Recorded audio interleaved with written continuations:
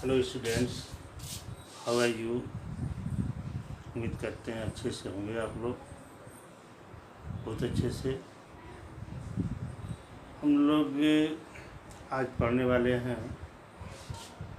Class 10th mathematics NCERT chapter 9 some applications of trigonometry. इसके just पहले नहीं, chapter 8 में हम लोगों ने ट्रिग्नोमेट्री रेशियो के बारे में जाना, ट्रिग्नोमेट्री के बारे में जाना, उसके नंबर्स को जाने, ट्रिग्नोमेट्री में कैसे किसी एंगल की वैल्यू निकालते हैं, कैसे फाइंड करते हैं। अब इस चैप्टर में ट्रिग्नोमेट्री का यूज हम अपने दैनिक जीवन में हमारे अगल बगल किस तरह से इसका यूज किया जाता है, इसको इस चैप्टर में हम लोग पढ़ेंगे कि ट्रिग्नोमेट्री का एप्लीकेशन हमारे लिए क्या है, उसका उपयोग हम कैसे करते हैं, उसका यूटिलाइज कैसे करते हैं।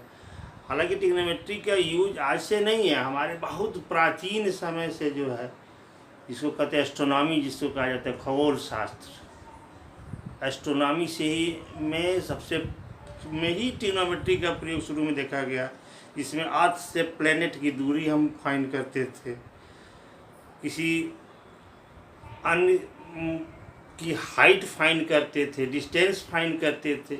इस तमाम तरह का यूज हम लोगों ने बहुत प्राचीन काल से ही ट्रिग्नोमेट्री का यूज हमारे यहाँ होता चला आ रहा है। कैसे यूज करते, थोड़ा सा एक सैंपल आपको बता रहे हैं। जैसे मान लीजिए कोई एक यहाँ पे कोई आपका मीनार टाइप का है और इसकी हाइट आपको फाइंड करनी है, तो हम क्या करते हैं, यहाँ पे मान लीजिए हम खड़े हो गए और यहाँ से हम अपनी आँख पे इसको देखते हैं। जब हम आँख पे देखते हैं तो हमारे आँख साइड से एक रे निकलती है, इसको लाइन ऑफ साइट बोलते हैं, लाइन ऑफ साइट बोलते हैं। और ये जो हॉरिजॉन्टल से जो एंगल बनाता है, ये इसको बोलते हैं हम लोग angle of elevation,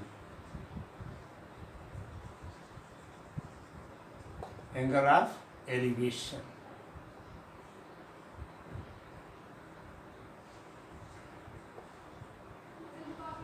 angle of elevation,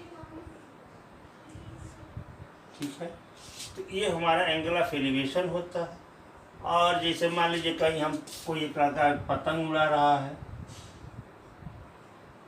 ये पतंग है, यहाँ से इस पतंग की डोरी यहाँ बंधी हुई है और यहाँ से हम देख रहे हैं, यह पतंग की हाइट अगर फाइंड करनी है तो ये पतंग की डोरी जो है यहाँ से जो एंगल बना रही है, ये आपका एंगल ऑफ, इसी को हम कहेंगे एलिवेशन, ये एंगल ऑफ एलिवेशन कहलाएगा।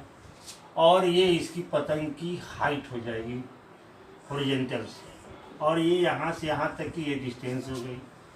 अब जैसे मान लीजिए कहीं हम ऊंचाई पर बैठे हैं, किसी खंबे पे बैठे हैं, यहाँ पे बैठे हैं, हम देख रहे हैं कि यहाँ से कोई व्यक्ति यहाँ है और इधर की तरफ आ रहा है, तो यहाँ पे जो हमारे एंगल आँख साइड, ये आई साइड, लाइन ऑफ साइट ये हो जाएगा। और जो हॉरिजॉन्टल से हमारे यहाँ जो एंगल बनता है, ये एंगल, इसी को बोलते हैं हम लोग एंगल ऑफ डिप्रेशन, ये एंगल ऑफ डिप्रेशन कहलाता है। और ये इसकी चूँकि ये दोनों पैरेलल लाइन हैं, तो एंगल ऑफ डिप्रेशन और एंगल ऑफ एलिवेशन, ये दोनों आपस में क्या हो जाते हैं, एंगल ऑफ एलिवेशन और एंगल ऑफ डिप्रेशन दोनों आपस में इक्वल। मतलब जब हम हाइट पे और यहाँ ज़मीन पे कोई वस्तु है, वहाँ से उसको देख रहे हैं, तो ये हमारा एंगल ऑफ डिप्रेशन होता है। और जब हम ऊंचाई से, यहाँ से ऊंचाई पर देख रहे हैं, तो एंगल ऑफ हमारा एलिवेशन हो जाता है। तो ये इसकी हाइट कहलाती है और ये इसका बेस कहलाता है। ये 90 पर या हाइपोटेनस से यूज हो जाता है। और जो ट्रिग्नोमेट्रिकल रेशियो हमारे दिए गए हैं, साइन, कॉस, टैन, उसी के आधार पे हम इसकी एंगल के करस्पॉन्डिंग उसके साइड्स को निकाल लेते हैं। एक आध एग्जांपल करते हैं, शायद एग्जांपल से और क्लियर हो जाए। एग्जांपल नंबर 1 देखते हैं। एग्जांपल नंबर 1 है, ए tower stand vertically on a ground. एक टावर जो है एक ग्राउंड पर वर्टिकली खड़ा हुआ है। एक टावर आगे फिगर भी बना हुआ है। Vertically stand vertically on a ground from a point of a ground which is 15 metre away from the foot. इसके फुट से 15 मीटर की डिस्टेंस पे है। The angle of elevation of the top of the tower. अब ये tower के top का angle of elevation, ये angle of elevation is 60 degree. ये 60 डिग्री है। 15 मीटर अवे है। Find the height of the tower. ये आपको फाइंड करना है, हाइट ऑफ द टावर। अब सबसे पहले इसको शांति से करेंगे, इसको समझ लिया जाए थोड़ा सा, बाकी चीज़ों को हटा दिया जाए यहाँ से। अब आते हैं इस एग्जाम्पल 1 पे। ये हमारा है example 1। Example 1, this is a tower. या लिख देंगे let A B a tower.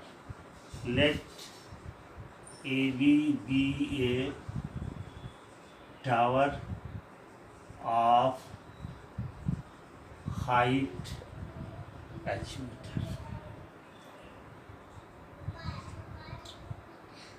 on a point C 15 meter away from A. The angle of elevation of tower, that is angle BCA is equal to 60 degree. ये हो जाएगा AC is equal to 15 metre. यहाँ क्या है, AC is equal to 15 metre, angle BCA is equal to 60 degree. आपको find क्या करना है, AB फाइंड करना है। अब ध्यान देंगे हम लोग, AB हमको फाइंड करना है, AB फाइंड करना है। और एंगल BCA 60 डिग्री दिया है। देखिए ये एंगल 60 डिग्री दिया गया है इस, और ये हमारा इस यही हाइट हमको फाइंड करना है, और ये डिस्टेंस हमको मालूम है। इस एंगल के लिए ये होगी अपोजिट साइड जिसको हम परपेंडिकुलर बोलते हैं, और ये होगी एडजेसेंट साइड जिसको हम लोग बेस बोलते हैं, और इसके लिए ये हो जाएगा आपका हाइपोटेनस। यानी कि इस एंगल के लिए देखा जाए तो हमको परपेंडिकुलर फाइंड करना है, बेस गिवन है। मतलब परपेंडिकुलर फाइंड करना है, बेस गिवन है। तो परपेंडिकुलर और बेस के रिलेशन को हम लिख सकते हैं perpendicular upon base equal to tangent of angle BCA। तो ये हो जाएगा कि AB upon AC is equal to tan 60 degree. और AB की वैल्यू कितनी है, H नहीं मालूम है, AC कितनी है 15 इज इक्वल टू tan 60 की वैल्यू होती है √3। यह चीज़ इक्वल टू हो जाएगा 15 √3 मीटर। अब चाहे तो √3 की वैल्यू होती है 1.732, तो यहाँ 15 में 1.732 को मल्टीप्लाई कर करके इसका हम डेसिमल में वैल्यू फाइंड कर सकते हैं। ये यूज होता है ट्रिग्नोमेट्री में, इस तरह से हाइट फाइंड करने के लिए। आइए एग्जाम्पल 2 देखा जाए। एग्जाम्पल 2 है, an electrician has to repair an electric fault on the pole of a height 5 metre. अब देखिए एक इलेक्ट्रिक पोल है जिसकी हाइट कितनी है 5 मीटर। इस 5 meter see needs to reach a point 1.3 meter below the top of the पोल।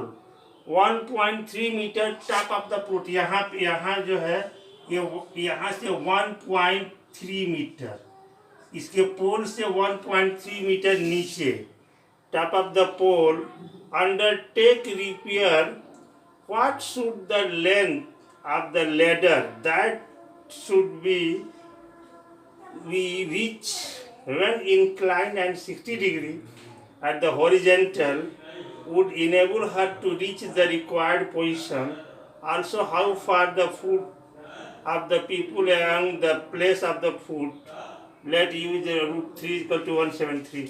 अब यहाँ पे हमको एक ठो लेडर लगाना है, ठीक है। लेडर समझ रहे हैं, एक सीढ़ी हमको यहाँ यूज करनी है और इस तरह से यूज करनी है कि ये 60 डिग्री का एंगल बनाए।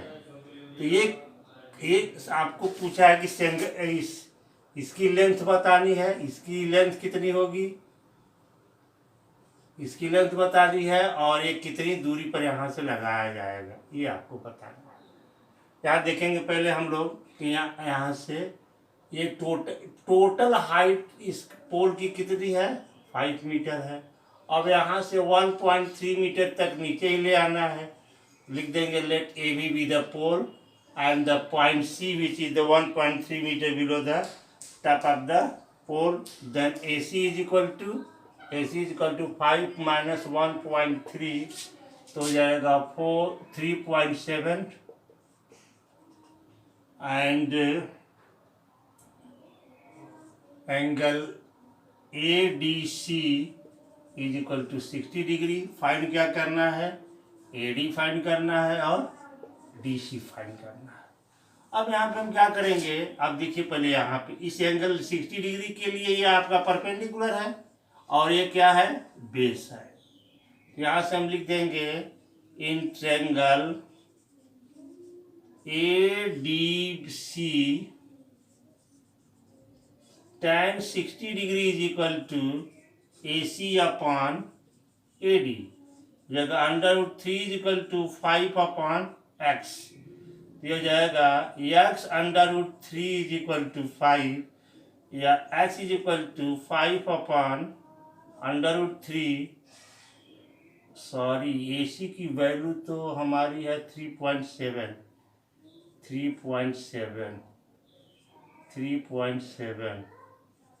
तो हो जाएगा 3.7 इंटू √3 अपॉन √3 इंटू √3, तो हो जाएगा 3.7 इंटू √3 अपॉन 3, ठीक है। √3 की वैल्यू रख देंगे और इसकी वैल्यू अगर फाइंड करनी है, इसकी value length of the ladder हो जाएगा, लेडर की लेंथ कितनी चाहिए तो हमको निकालना है DC। तो यहाँ से हम लिख सकते हैं, अब ये इसके लिए देखिए ये हमारा परपेंडिकुलर या हाइपोटेनस हो जाएगा। यहाँ से लिख देंगे हम लोग कि sine 60 degree is equal to AC perpendicular upon hypotenuse DC, ये हो जाएगा √3/2 is equal to 3.7 upon DC की वैल्यू कितनी है, यही हमको फाइंड करनी है DC। तो DC इज इक्वल टू हो जाएगा 3.7 इंटू 2 आया हो जाएगा इंटू √3। तो DC इज इक्वल टू हो जाएगा 3.7 इंटू 2 अपॉन √3। फिर √3 को ऊपर जो मल्टीप्लाई करते हैं 3.7 into √3 into 2 into √3 upon √3 into √3, तो हो जाएगा ये फिर से मल्टीप्लाई हो जाएगा 47 इंटू √3 अपॉन 3, ये हो जाएगी इस लेडर की लेंथ और ये हो जाएगा आपका x हो जाएगी is distance from the ladder from the pole, कितनी दूरी पर पोल को रखेंगे। फिर अगला एग्जांपल देखते हैं आगे।